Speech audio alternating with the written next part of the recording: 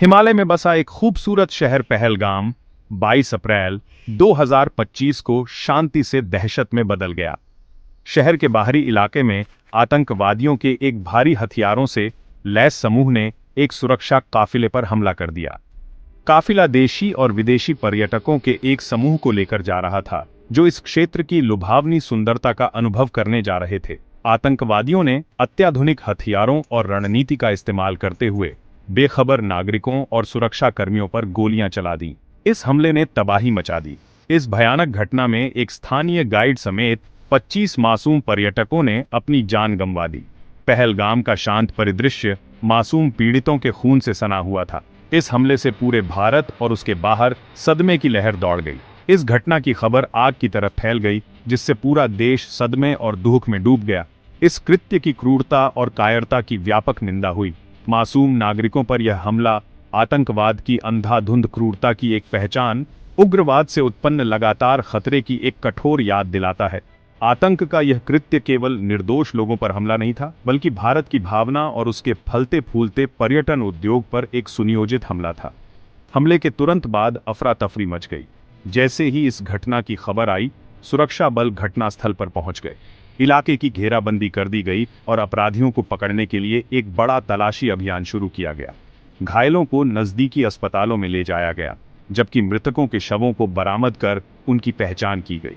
देश ने निर्दोष लोगों की जान जाने पर शोक व्यक्त किया, और यह हमला आतंकवाद की मानवीय कीमत की एक गंभीर याद दिलाता है। पहलगाम हमला ऐसी बेहुदा हिंसा के सामने निर्दोष लोगों की भेद्यता की एक कठोर याद दिलाता है। पहलगाम में हुआ हमला केवल एक त्रासदी नहीं थी, यह कार्रवाई का आह्वान था। इसने आतंकवाद के कहर से निपटने के लिए एक दृढ़ और व्यापक प्रतिक्रिया की तत्काल आवश्यकता को रेखांकित किया।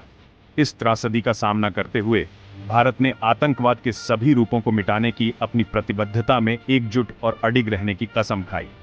पीड़ितों के लिए न्याय की मांग और अपने नागरिकों की सुरक्षा सुनिश्चित करते हुए राष्ट्र ने ताकत और दृढ़ संकल्प के साथ जवाब देने की तैयारी की। पहलगाम हमला आतंकवाद के खिलाफ भारत की लड़ाई में एक निर्णायक क्षण बन गया। पहलगाम हमले के तुरंत बाद भारत ने तेजी से और निर्णायक रूप से प्रतिक्रिया दी। सुरक्षा बलों ने हमले वाली जगह के आसपास के इलाके में एक बड़ा तलाशी और घेराबंदी अभियान चलाया। इस अभियान में भारतीय सेना, अर्धसैनिक बलों और जम्मू कश्मीर पुलिस के सैकड़ों जवान शामिल थे, जिसका उद्देश्य अपराधियों को ट्रैक करना और उन्हें भागने से रोकना था। घने जंगली इलाके की हवाई निगरानी के लिए उच्च रिजोल्यूशन वाले कैमरों से लैस ड्रोन तैनात किए गए थे। विस्फोटकों का पता लगाने और मानव गंध को ट्रैक करने के लिए प्रशिक्षित खोजी कुत्तों को विशेष खोजी दलों के साथ तैनात किया गया था।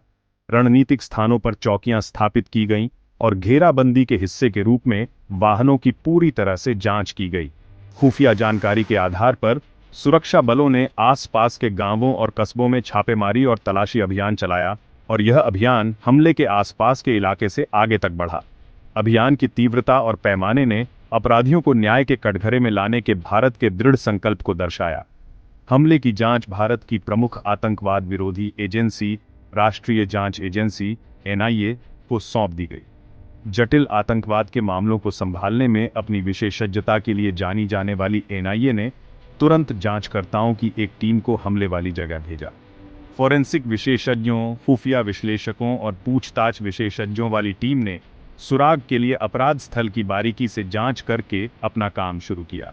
उन्होंने खर्च किए गए कारतूस, विस्फोटकों के टुकड़े और पीड़ितों के निजी सामान सहित सबूत इकट्ठा किए, जिन्हें फोरेंसिक विश्लेषण के लिए भेजा गया था। NIA ने हमले से पहले की घटनाओं के क्रम को जोड़ने का काम भी शुरू कर दिया। शामिल आतंकवादियों की पहचान और संबद्धता स्थापित करने के लिए उन्होंने खुफिया रिपोर्टों की जांच की, संचार अवरोधन का विश्लेषण किया और गवाहों से पूछताछ की। जांच का उद्देश्य हमले को अंजाम देने वाले समर्थन नेटवर्क का पर्दाफाश करना था, जिसमें हथियारों का स्रोत, धन और रसद सहायता शामिल है। जैसे जैसे जांच आगे बढ़ी, कई संदिग्धों को पूछताछ के लिए हिरासत में लिया गया और हमले से उनके संभावित संबंधों की जांच की जा रही थी।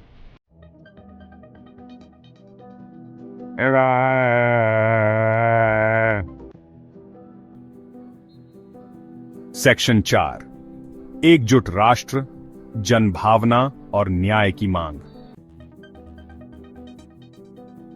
सेक्शन 5 वैश्विक मंच, अंतर्राष्ट्रीय निंदा और समर्थन।